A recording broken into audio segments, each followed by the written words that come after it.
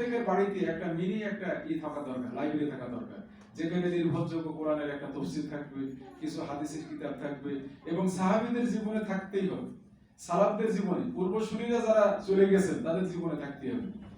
এবং কিছু ইসলামী সাহিত্য থাকলো।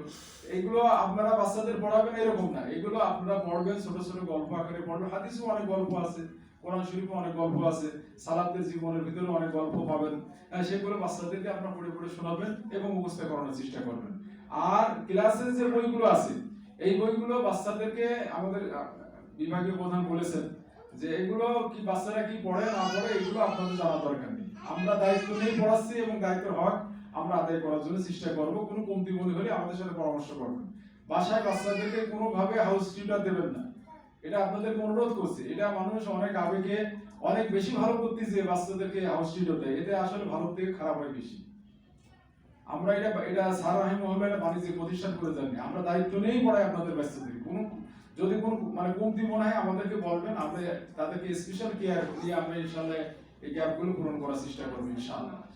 আর যেটা বলছিলাম সেটা হলো যে ক্লাসের যে বইগুলো আছে, এই বইগুলো মা বাবার অবশ্যই আপনাদের নজরে থাকতে হবে। এই বইগুলো মাঝে মধ্যে আপনারা পড়বেন, বাচ্চারা শুনবেন, বাচ্চারা পড়বে শুনবেন। আপনারা শুধু পড়বেন, আপনারা শুধু পড়ে যাবেন, বাচ্চারা শুনবে। আর বাচ্চাদেরকে পড়তে বলার দরকার নেই। মা বাবার প্রতি আমাদের একটু থাকলো, অনুরোধ থাকলো যে দুই একটা বই থেকে মাঝে মধ্যে আপনারা পড়বেন, ওরা একটু শুনবে। এরপরে এইভাবে শুনতে শুনতে পড়তে পড়তে দেখবেন যে ওরা অনেক কিছু জানিয়ে গেছে। যে গ্যাপগুলো থাকে, যদি কোনো গ্যাপ থাকে সেই গ্যাপগুলো পূরণ হয়ে যাবে, কারণ ওরা তো এখন পেলে, ওরা তো ছোট, ওদেরকে পড়ানোর কথা বলা যাবে না।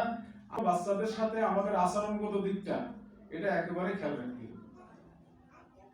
ওরা পারে না, পারবে না, অমুক ভালো তমুক ভালো, এই জাতীয় নেগেটিভ কোনো কথা বাচ্চাদের সামনে বলা যাবে না। আমার কথা পুরোটা বুঝতে পেরেছেন? কে ভালো করলো, কে মন্দ করলো, অমুক 1 করলো, অমুক 3 করলো, অমুক 5 করলো, তুই পিছনে থাকলি, এই জাতীয় কোনো কথা বলা যাবে না। ও সবার শিরা, ও সবার উপরে যাবে ইনশাআল্লাহ, এই বিশ্বাস নিয়ে ওদের সাথে আপনাদেরকে কি করতে হবে, উৎসাহ দিতে হবে। পড়া কম বেশি ওটা কোনো, আমি মনে করি যে কেউ কম পারবে কেউ বেশি পারবে, ওটা আসলে আমরা মনে করি যে এটা কোনো সমস্যা না। এটা কোনো বড় ধরনের কোনো সফলতাও না। ওরা কন্টিনিউ লেখাপড়া করছে কিনা, নিয়মিত ক্লাসে আসছে কিনা, পড়াগুলো ঠিক মতন ক্লাসে দেয় কিনা, এটা উস্তাদের সাথে যোগাযোগ করলে বুঝতে পারবেন। এই জন্য ওদের সাথে আচরণগত দিক থেকে অবশ্যই খেয়াল করতে হবে। কোনোভাবে তুই করে ব্যবহার করা যাবে না।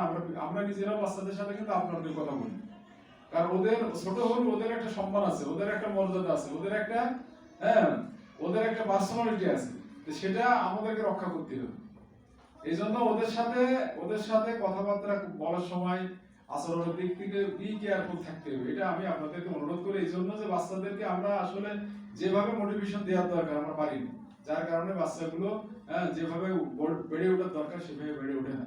এই জন্য আমি আপনাদেরকে অনুরোধ করছি যে বাচ্চাদের সাথে আচরণগত দিকটা অবশ্যই আমাদের বি কেয়ারফুল হতে হবে।